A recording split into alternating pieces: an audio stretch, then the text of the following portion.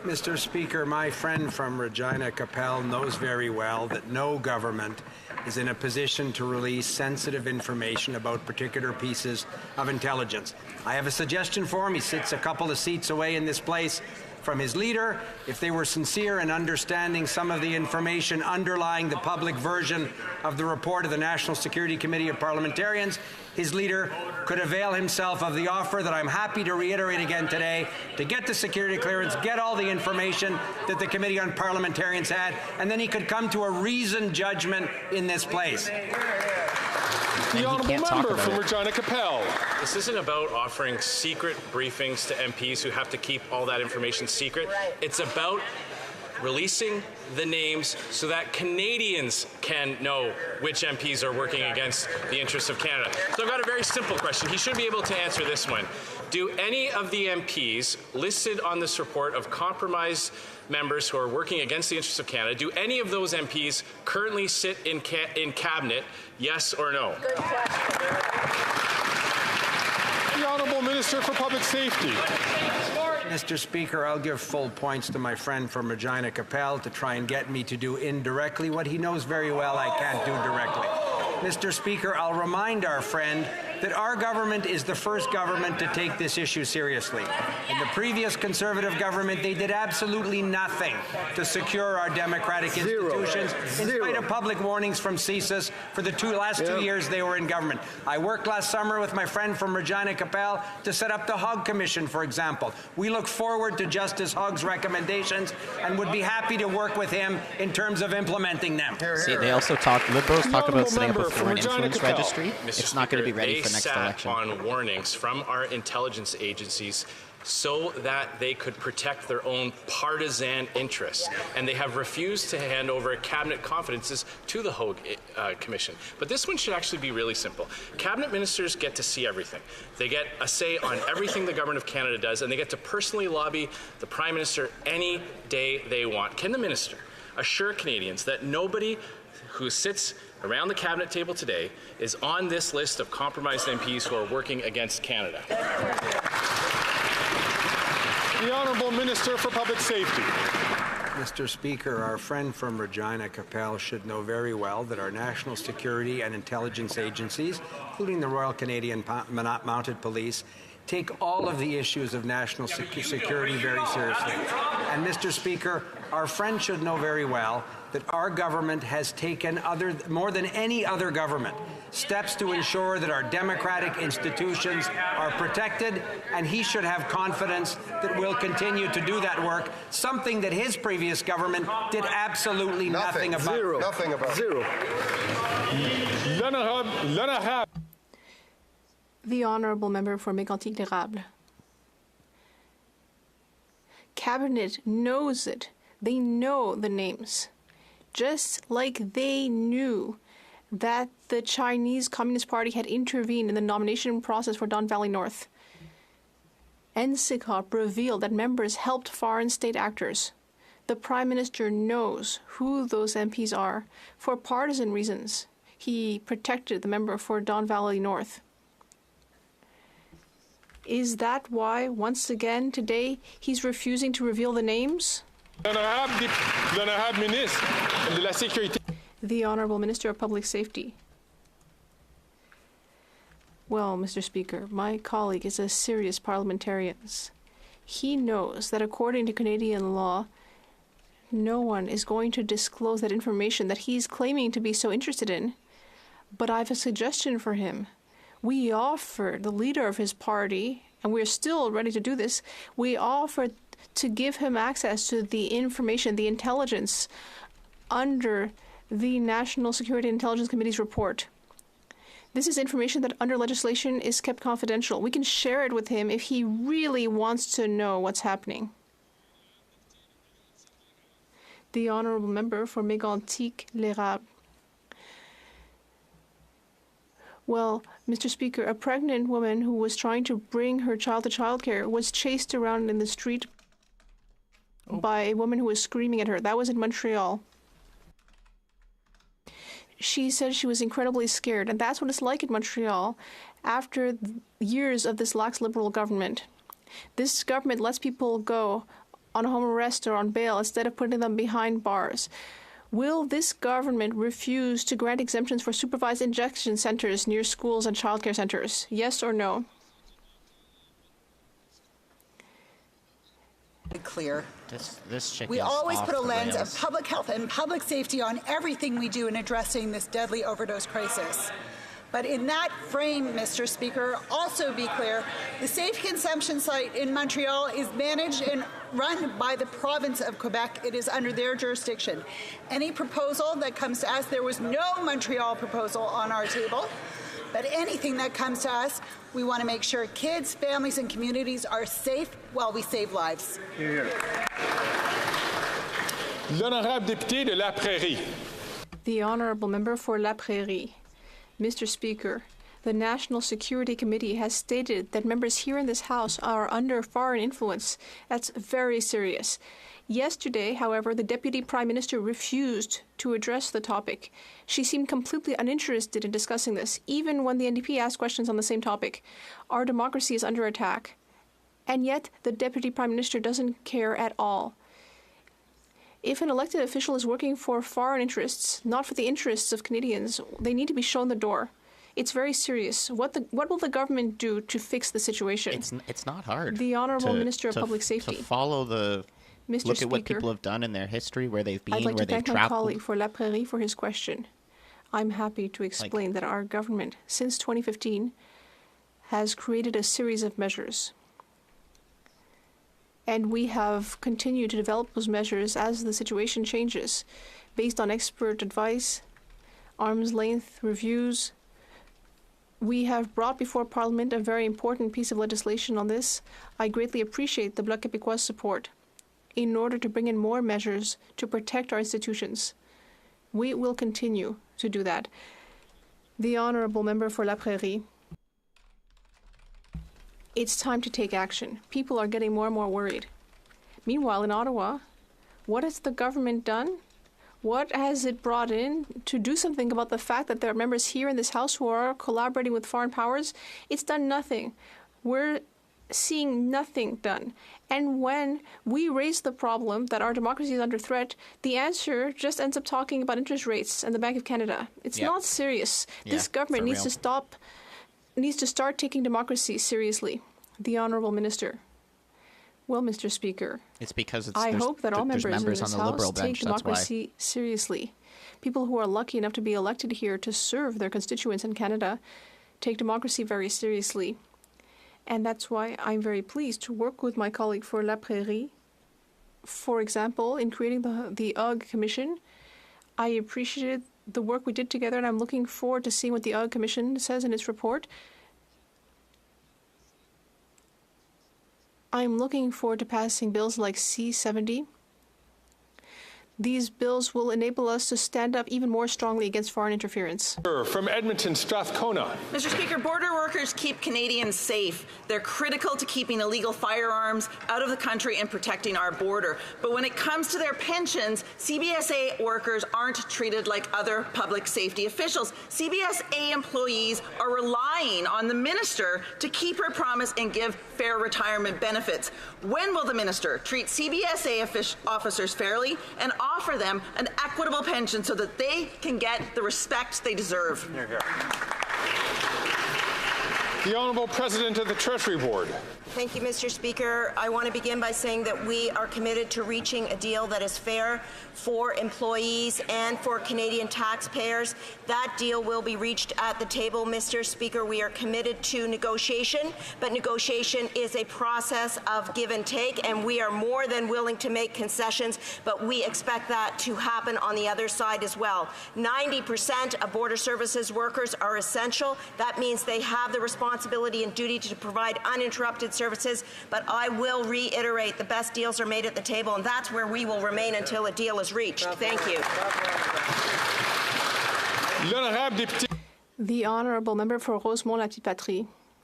Mr. Speaker, the UN Secretary General has asked nations to bring in higher taxes on oil companies, but this Prime Minister and his Minister of the Environment don't care. Meanwhile, Wildfires are ravaging our communities. It's hotter and hotter. People are suffering because of the climate crisis. Meanwhile, big oil companies are raking in record profits.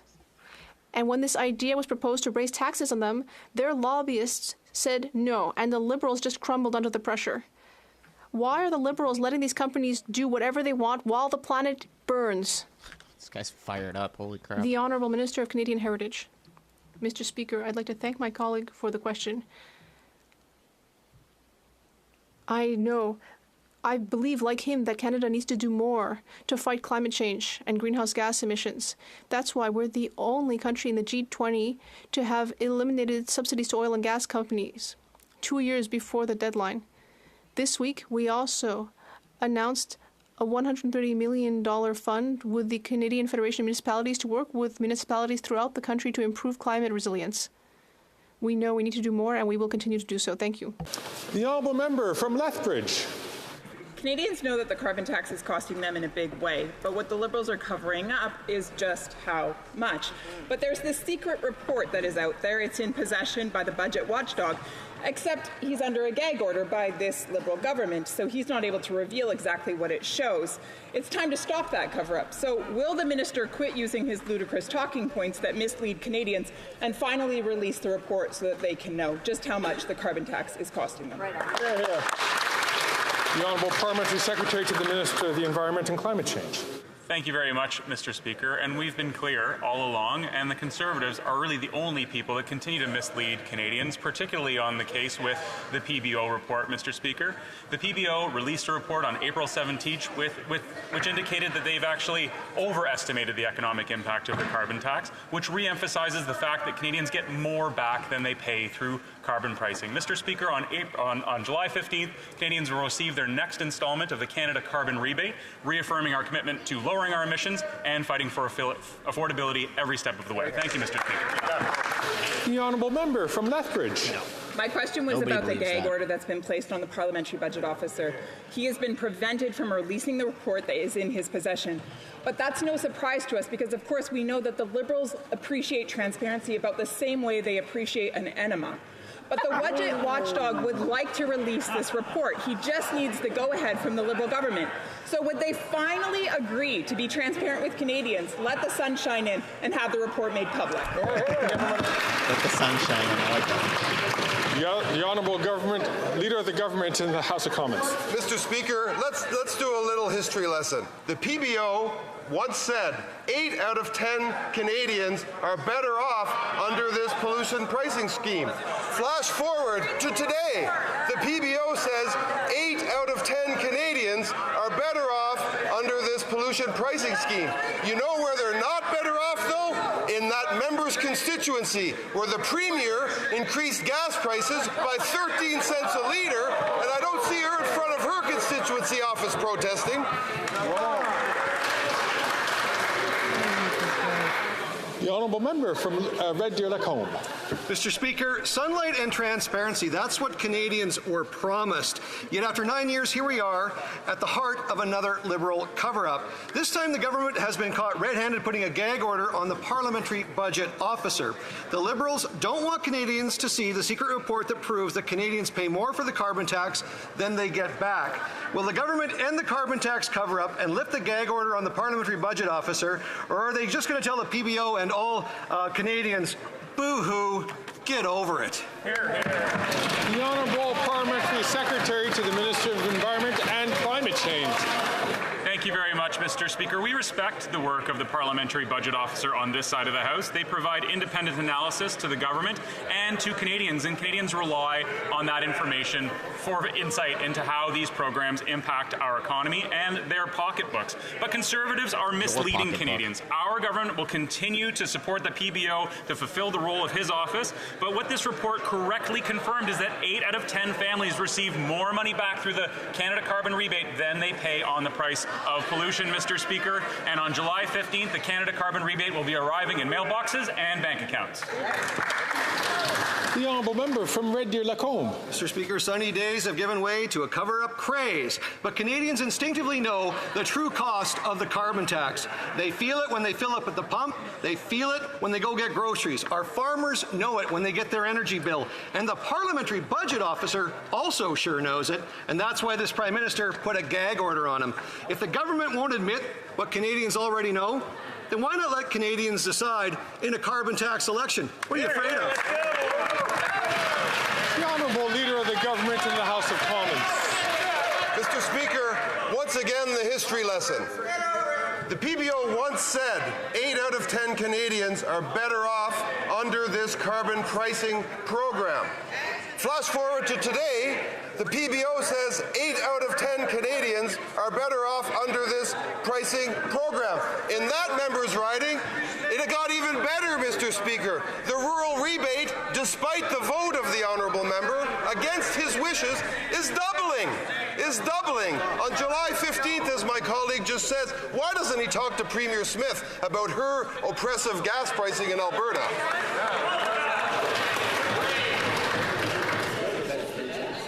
The honourable member from Cypress Hills Grasslands. Well, Mr. Speaker, after 9 years of this NDP Liberal government, Canadians are weary and their bank accounts bare. People are tired of being gaslit by this Prime Minister. Canadians already knew that the carbon tax costs more than Liberals care to admit, but now it sounds like that the government also knew better. That's what the Parliamentary Budget Officer said at committee. The government has damning data that they won't let him release it. It's time for the Liberals to quit using these unbelievable talking points. When will they release the secret report that confirms that Canadians were right all along? The Honourable Parliamentary Secretary to the Minister of the Environment and Climate Change. Mr. Speaker, over the summer, Conservatives could consider taking a math class to brush up on their Conservative math, because it just really doesn't seem like Conservative math is adding up these days. Mr. Speaker, Conservatives from Saskatchewan and Alberta should talk to their premiers, who jacked up the price of gas on April 1st by over 13 cents, Mr. Speaker. There's no Canada carbon rebate for provincial gas tax, and there's no rebate for excess oil and gas executives taking home millions and millions of dollars in pay. But, we've said it before, and I'll say it again, Mr. Speaker, who needs an oil sands lobby when you've got the Conservative Party of Canada in this House?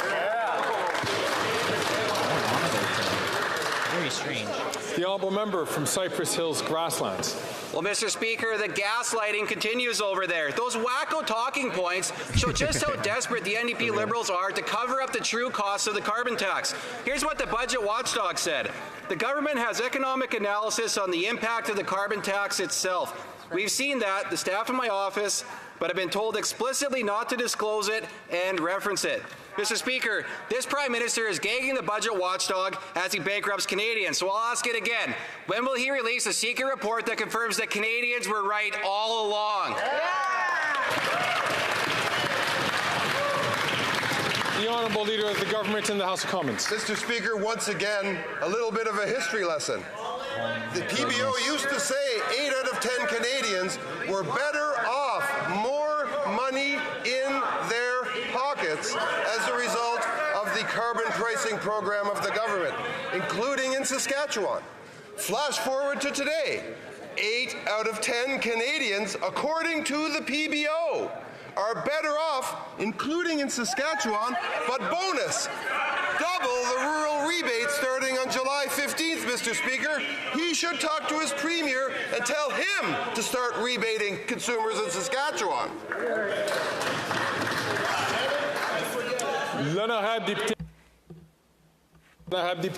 The Honourable Member for Lac-Saint-Jean. Quebec no longer appropriately welcome asylum seekers. That's what the Immigrant Community Support Center said.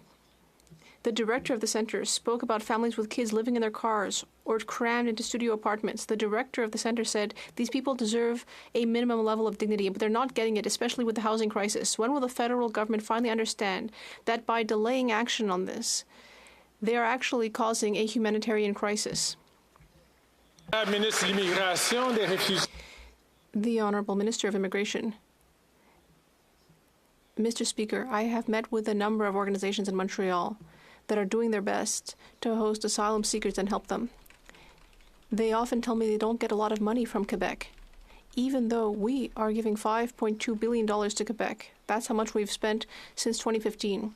Yes, we can do more, and that's what we're doing. I have just met with my provincial colleagues, and we will continue to work hard on this. The honourable member.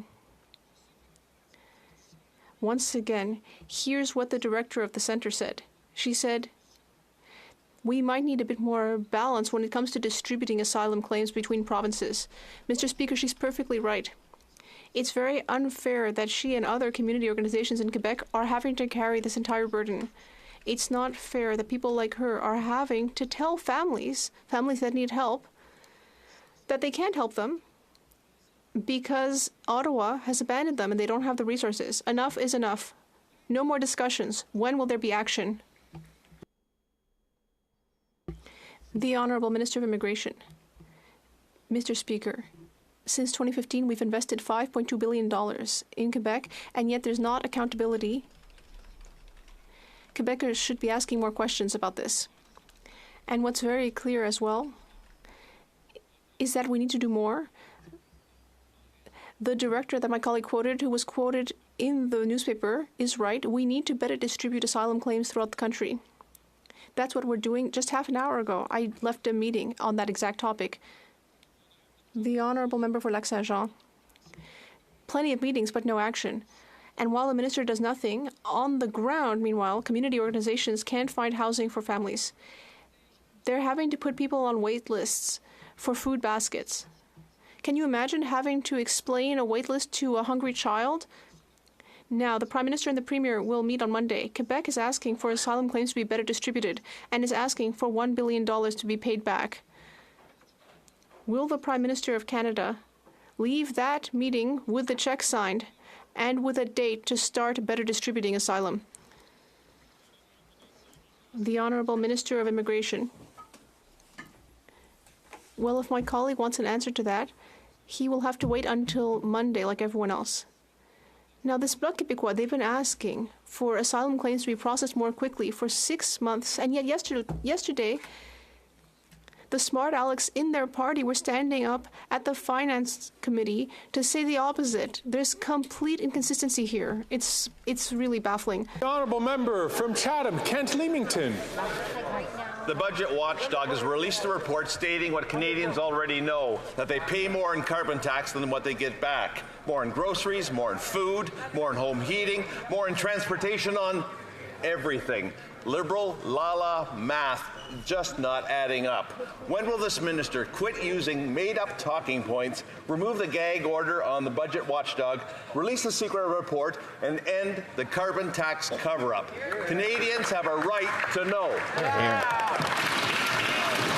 The Honourable Parliamentary Secretary to the Minister of the Environment and Climate Change. Mr. Speaker, that's not what the PBO said. The member has it opposite. The PBO has overestimated the economic impact of carbon pricing on Canada. It means that probably even more than 8 out of 10 families are getting more back through the Canada carbon rebate than they pay in carbon pricing. But this is just another opportunity for the Conservatives to deny climate change. Look, Mr. Speaker, denying the effectiveness and proven impact of carbon pricing is just another form of climate change denial. It suits them and it suits their big oil and gas friends. So, Mr. Speaker, who do they really work for? Canadians or big oil and gas execs? Big oil and gas execs. The honourable member from Simcoe Grey. Mr. Speaker, Canadians have long known that the carbon tax costs them more than they get back. You know who else knows? These Liberals. That's because the Parliamentary Budget Officer revealed this week that the Liberals commissioned a report that confirmed what Canadians already know, that the carbon tax costs families more than they get back. So now the Liberals refuse to release the taxpayer-funded report. Let's end the carbon tax cover-up. When will this minister quit using unbelievable talking points and release the secret report that proves once and for all Canadians are right? The Honourable Parliamentary Parliamentary Secretary. Mr. Speaker, what's no secret is the Conservatives' climate denial. It's no secret, and Canadians know the Conservatives keep and continue to vote against any action on climate change. While our government is implementing solutions that work, i.e. something the Parliamentary Budget Officer has confirmed multiple times, which is that carbon pricing is the most cost-effective market-based mechanism that the Conservatives actually campaigned on in the last election, I remind them. Our government will continue to address climate change while putting more money in the pockets of Canadians. That guy's such a waste of a seat. I'm going to ask all members, please, during questions as well as during answers, to please not take the floor unless they're recognized by the chair to do so. It makes it very difficult for members to hear the questions, especially those who use simultaneous interpretation. The Honourable Member for Portneuf-Jacques-Cartier. Thank you, Mr. Speaker. The cover-up operation is continuing under these Liberals. Another example of the same. At the Finance Committee, the Parliamentary Budget Officer said very clearly that the government has an analysis of the carbon tax impacts, but has been told not to disclose it and not even to mention it. Meanwhile, the Bloc Québécois is constantly supporting the Liberals. It voted against our motion to give Quebecers a holiday tax break. When will the Liberal minister publish his secret carbon tax so that Canadians can learn the truth? The Honourable Parliamentary Secretary to the Minister of the Environment. Thank you, Mr. Speaker. Once again, in the province of Quebec, there is not a federal carbon tax. In fact, Quebec is a leader in the fight against climate change, Mr. Speaker. But the Conservatives are finding yet another way to deny climate change. The government regularly shares confidential information with the Parliamentary Budget Officer, and that's used to produce their reports. The Honourable Member from Victoria. Mr. Speaker, we've seen 12 straight months of record-breaking temperatures, more extreme wildfires, more extreme weather events. This is a climate crisis. Yep. The Liberals have been asleep at the wheel, letting oil and gas CEOs pollute more and more each year. And the Conservatives can't even agree if climate change is real. Shame. The UN Secretary General is calling for a windfall tax on oil and gas profits to help fund climate action. New Democrats agree. But why are the Liberals letting big oil rip off Canadians and destroy our climate? The Honourable Parliamentary Secretary to the Minister of the Environment and Climate Change. Thank you very much, Mr. Speaker. Over the past 2 years, we've introduced a new clean fuel standard, something Conservatives have pledged to do during the last election campaign, but changed their minds to please their leader and voted against. We've also raised the price on pollution. We're putting a cap on greenhouse gas emissions from the oil and gas sector, and we're the only major oil-producing country in the world to do so. Our emissions are so low that the last time they were this low in Canada was shortly after the Canadians won the last Stanley Cup, Mr. Speaker. But I will say, it'd be nice if when the going gets tough, the NDP didn't vote with the Conservatives on carbon pricing. Thank you very much, Mr. Speaker. The Honourable Member from Edmonton, Griesbach. You lose someone and you're trying to grieve, and then somebody else dies. This is the feeling of the Piikani First Nation, who has seen an unfathomable amount of death due to the toxic drug crisis. First Nations in Alberta are dying from toxic drugs 8 times faster than the rest of the province's population. The Alberta Conservative model just isn't working, and the federal government has shown no leadership. When will this Liberal government have the courage to intervene against dangerous Conservative policies and save Indigenous lives? The Honourable Minister for Indigenous Services. Mr. Speaker, I agree with the member opposite that it is a tragedy that we are losing our brothers, our sisters, our mothers, our fathers to this toxic, polluted drug supply that we see all across the country, including and predominantly in and amongst First Nations. And that's why our government has invested billions of dollars to support Indigenous-led approaches to mental wellness. We'll continue to work with First Nations leaders on the solutions that will work for them. Mr. Speaker, this crisis has to end. The Honourable Member from Richmond Hill. Mr. Speaker, the world has seen unprecedented scientific and technological advancement in artificial intelligence in recent years. but this change is plagued by misinformation and disinformation targeting hardworking Canadians from coast to coast to coast. We recently saw how Conservatives, like the member from Portage-Lisgar, intend to misuse this technology to mislead Canadians. Could the President of the Treasury Board explain how our government is working responsibly, adapt to these changes, protecting Canadians, their information, and the country as a whole? Thank you. The Honourable President of the Treasury Board. Now more than ever before, researchers and companies are using AI to create innovations and job opportunities, from drug discovery to energy efficiency and housing innovation. And that's why we have begun to develop the first ever government strategy on AI for the public service, Mr. Speaker, removing barriers and filling gaps for the responsible, transparent use of AI. Mr. Speaker, instead of spreading misinformation, our side of the House is committed to embracing new technologies that allow local businesses, educators, and our broader economy to flourish. Thank you, Mr. Speaker. The Honourable Member from Leeds, Grenville, Thousand Island and Rideau Lakes. $123 million handed out to ineligible companies, 186 conflicts of interest, and 76 million taxpayer dollars given out to well-connected Liberals. After 9 years of this NDP Liberal government, it's clear that this Prime Minister isn't worth the cost or the corruption of his billion-dollar green slush fund. Conservatives are calling for the evidence of corruption to be handed over to the Royal Canadian Mounted Police. So, will the NDP Liberal government end the cover-up and call in the Mounties? The Honourable Parliamentary Secretary to the Minister of Innovation. Mr. Speaker, the Sustainable Development Technology Canada is an independent organization that's been around for over 20 years, was supported by all members of Parliament at the time. I understand that the Conservatives' opposition to fighting climate change gives them an ideological bent against this organization. But notwithstanding that, the governance structure of this organization, when we learned of mismanagement, we investigated, we triggered numerous independent reviews, including the Auditor General's report, which we collaborated with, and now we're actioning a new governance framework for the organization. The member from Leeds, Grenville, Thousand Islands and Rideau Lakes. You almost couldn't hear that answer over the paper shredders that are running over at the billion-dollar green slush fund.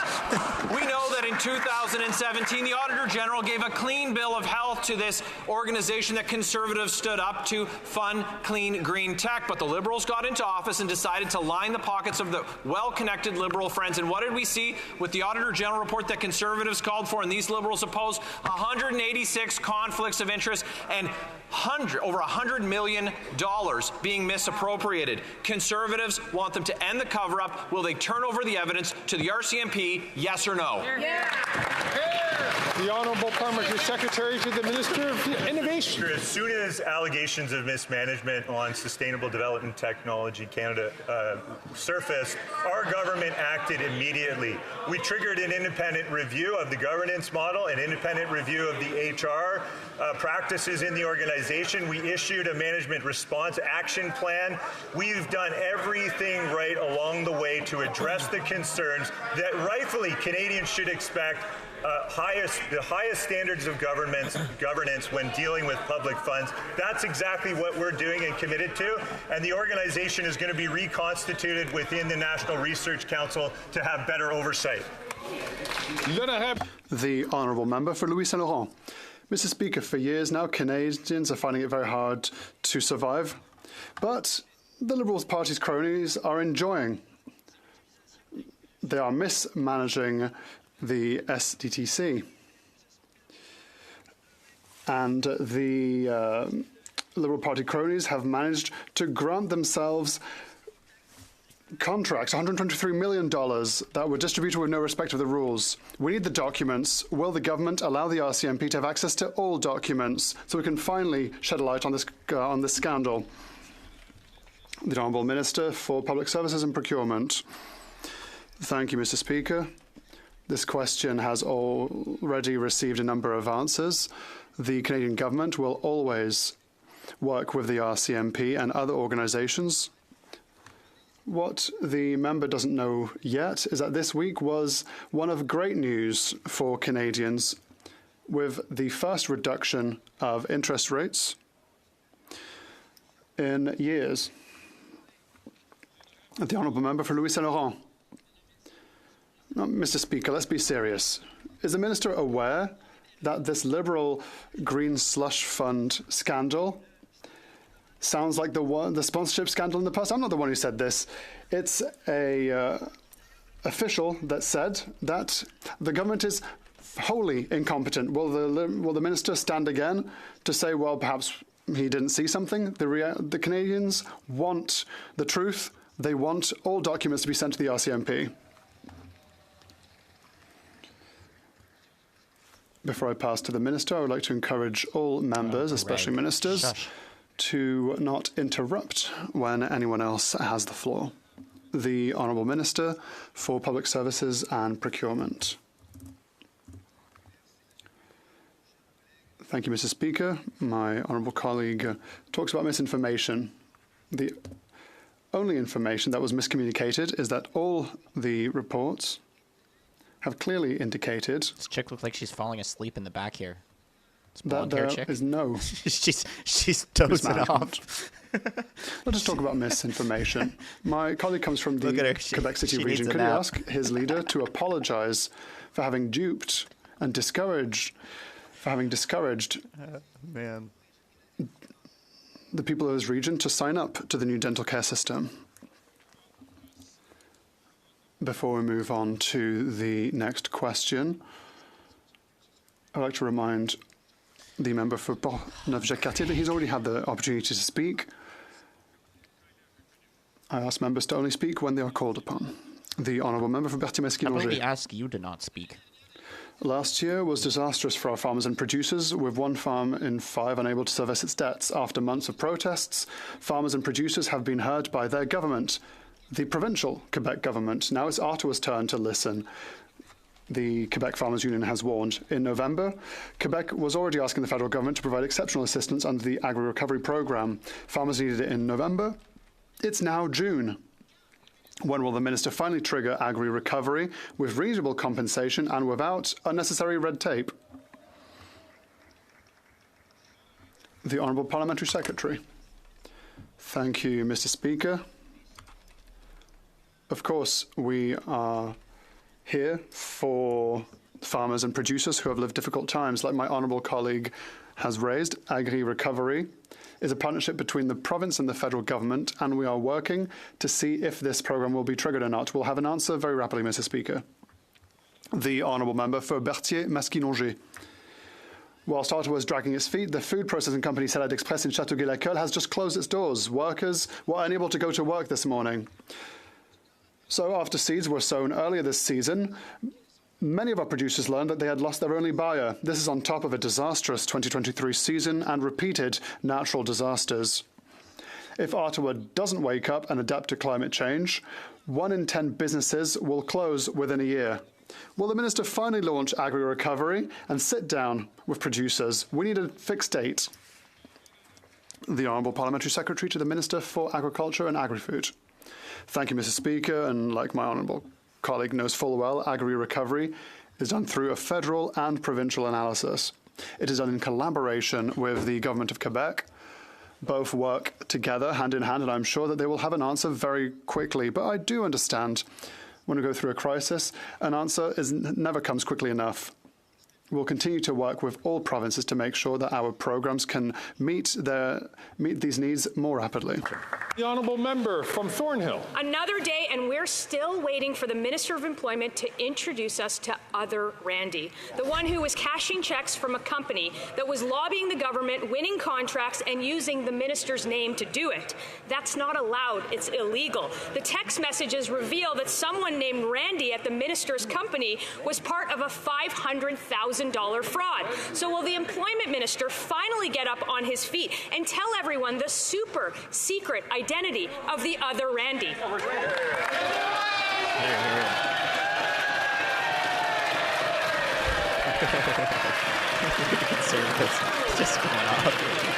The Honourable Minister for Employment and Workforce Development. Mr. Speaker, I am all too happy to set the record straight. Here we I've had go. no role in this company since being elected in 2021. Regarding the day in question, I have shared my phone records to the committee and with the commissioner, which confirms that I am not the person in this story. Mr. Speaker, I have said it. The companies have said it. And now I've proved it. I was not involved. Mr. Speaker, let's get back to working for Canadians and focusing on the real issues. The real issue is you taking tax dollars while you're working for a company and you're an MP. The honourable member from Thornhill. It's a two-person The minister company. hasn't proved a single thing. We're looking for who he called the other Randy. I'm pretty confident that we don't actually have to look very far because the other Randy might be right here. The one who broke the conflict of interest law, the one who broke the Lobbying Act, and who broke the criminal code. So will the employment minister from Edmonton let us know if Randy is in the room?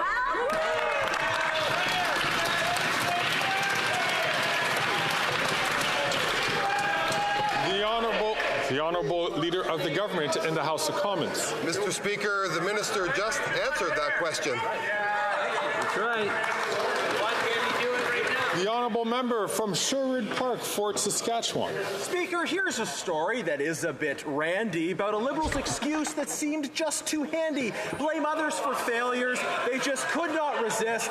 But if you're going to blame someone, be sure they exist. The Employment Minister continues to blame the mysterious other Randy for his ethical trouble. Meanwhile, after 9 years, all this country's problems have actually been caused by the other Justin. Will the person responsible for this scandal, will the real Randy please stand up? Stand up! No, come on, go make Randy stand up again. I'm going to encourage members not to skate too close to the line in terms of referring to other members by their first names. I understand that that on the first name that was mentioned, that would made sense, but it's the second name that was mentioned that is just skating a little bit too close. The Honourable Leader of the Government in the House of Commons. So, Mr. Speaker, we just got an interesting little behind-the-scenes insight into how this works over there. The minister stood up and comprehensively swatted away. Comprehensively. What followed was two more questions that those members are so proud of wittily writing in the morning and rehearsing in front of the mirror that they just have to get it off their chest, Mr. Speaker, even though it was answered 2 minutes ago. That's what's going on in this House. They don't want to talk about lower interest rates. They don't want to talk about 8 out of 10 Canadians being better off. That opposition just wants to talk about their stuff. Holy crap.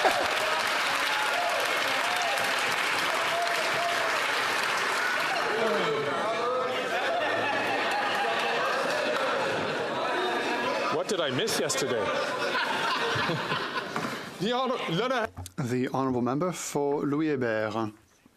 Thank you, Mr. Speaker. Mr. Speaker, when I started in politics in 2015, we were at the end of a decade where Conservatives betrayed young Quebecers by not integrating Davy into the national shipbuilding strategy, and then they hid behind tribunals to justify their inaction with regards to the bridge in Quebec City.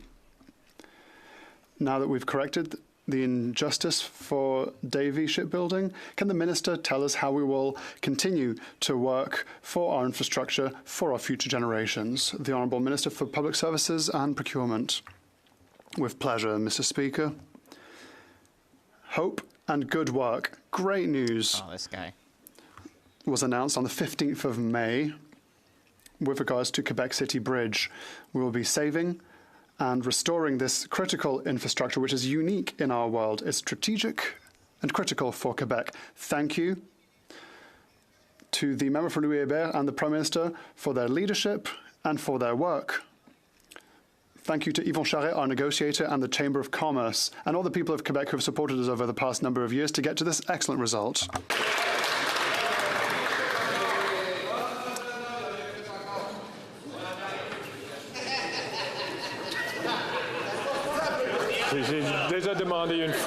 I've already asked this once, please. The Honourable... Merci. The honourable member from St. Albert, Edmonton. Mr. Speaker, contrary to the minister's representation, he has not turned over all of his phone records and text messages.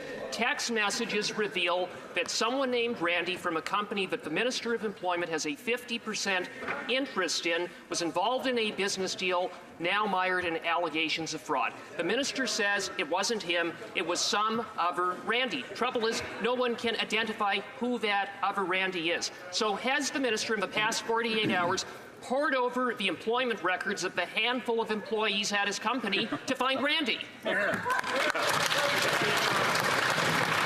The honourable leader of the government in the House of Commons. Just when we thought we had heard from the final member who was practicing all morning in the mirror, up stops another one to look straight into the camera over there and relate a question that was just answered several minutes ago.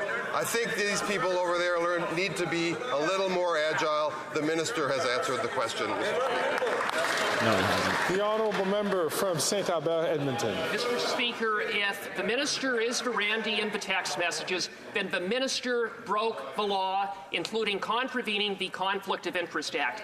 It shouldn't be difficult to find the other Randy if he exists. If the minister didn't break the law, then where's Randy? Here, here. The honourable leader of the government in the House of Commons. I just want to remind the member that I'm over here, not over there. But, Mr. Speaker... Hey, make him retract that. Make him retract that. That's not parliamentary. Come on, Greg. Come on, Greg. You shouldn't say that. McKinnon, you got a crooked minister, and that's all you got? Wow. Order. You're laughing. Order. Crooked minister, and you're laughing. I'd like to remind all members You got crooks over there. that questions should be addressed through the chair, but members can look where they wish to ask or answer questions. The honourable minister, leader of the government, has 24 seconds left on the clock. Mr. Speaker, the minister has responded comprehensively to all of these questions. And what I find a little off-putting in the tone and tenor of the member's question is that in this place we are all to presume each other to be honourable. That is not what that member did, and that member should carefully consider the kinds of words that he uses in this House.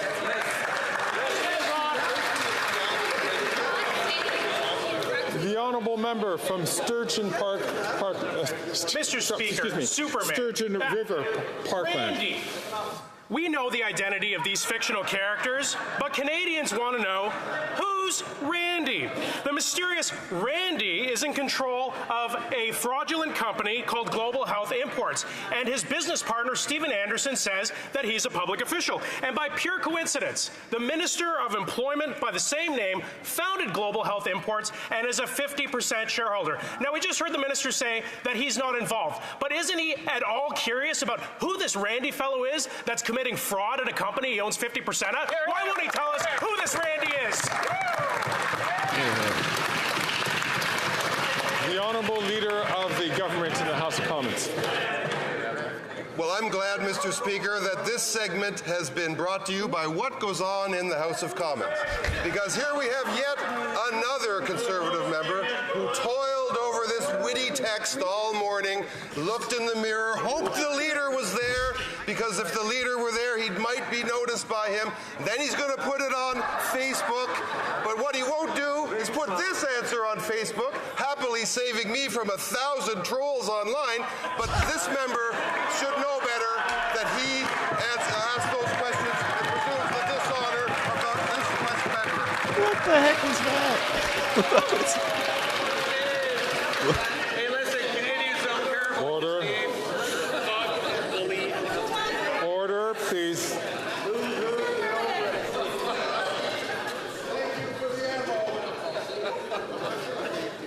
The honourable member from Northwest Territories. Mr. Speaker, our government works every day to ensure that communities have the vital infrastructure that it takes to be successful. From houses to bridges to community centres to broadband internet, I know our government is investing in communities in ways that truly matter. Can the Minister of Rural Economic Development and the Minister responsible for ACOA share with the House the ways in which broadband infrastructure and stable connection to internet can bolster communities? Thank you, Mr. Speaker. The Honourable Minister for Rural Economic Development. Mr. Speaker, my friend from the Northwest Territories, he knows that reliable internet is so important for rural, remote and Indigenous communities. It's a necessity. This week in La Ronge, I announced our government is bringing high-speed internet to over 13,700 households in 55 communities in northern Saskatchewan, and that includes 3,200 Indigenous homes, and cell service along 500 kilometres of roads too. We're on track to connect 98% of Canadians by 2026 and 100% by 2030. Awesome. This week's investment is a game changer for friends and folks in rural Saskatchewan. Thank you, Mr. Speaker. The Honourable Member from Malahat, Cowichan, Langford. Troubling allegations were revealed this week that some MPs have been willing participants in foreign interference. Despite this, and instead of giving Canadians answers, the Liberals are withholding more than 1,000 documents from the inquiry. And the Conservative leader continues to refuse getting the security clearance that will allow him to be properly informed. Both Liberals and Conservatives are trying to protect themselves instead of Canadians. It's unacceptable. When will the Liberals release all the documents and ensure compromise politicians are not on the ballot? The Honourable Minister for Public Safety. Mr. Speaker, I thank my colleague for the question. I think he knows very well that our government and the senior public servants in the Privy Council office and the national security agencies obviously work with, whether it's the National Security and Intelligence Committee of Parliamentarians or the inquiry led by Madame la Juge Hogg, by Justice Hogg. Those senior public servants work to ensure they have access to all of the documents necessary to do their important work.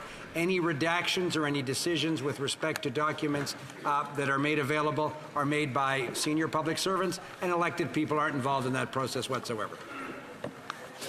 The Honourable Member for Kitchener Centre.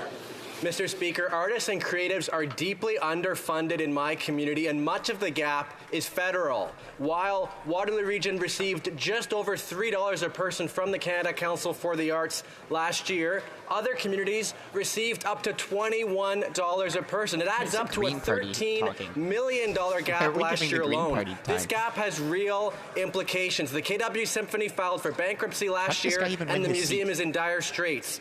Will the Museum of Heritage commit to working with all interested MPs to ensure all regions get their fair share of federal arts funds? The Honourable Minister for Heritage. Monsieur le Président, ça va être un plaisir de participer avec tous les... I'd like to participate with all culture lovers. That's why the government has invested more money than ever in arts and culture, because we understand the importance it has for our communities from coast to coast to coast. $31 million for the Music Fund, $32 million for various festivals, money for audiovisual productions. Audiovisual productions will always be here for culture, contrary to Conservatives who have cut in culture when they were in power. We want big technology companies to pay their just part. And that brings to an end question period. I wish to draw to the attention of members in the presence of the gallery of this year's recipients of the Governor-General's Performing Arts Awards. There's lots of good clips the laureates that I've got of the today Lifetime from Artistic Achievement Award are, and please wait till the end, Nisha Brugger-Gosman-Lee, Ronnie Burkett, Diane Juster, I will Andrea see you guys. Martin, Check on the channel for more clips. Maestro Williams. Yep, have a good day.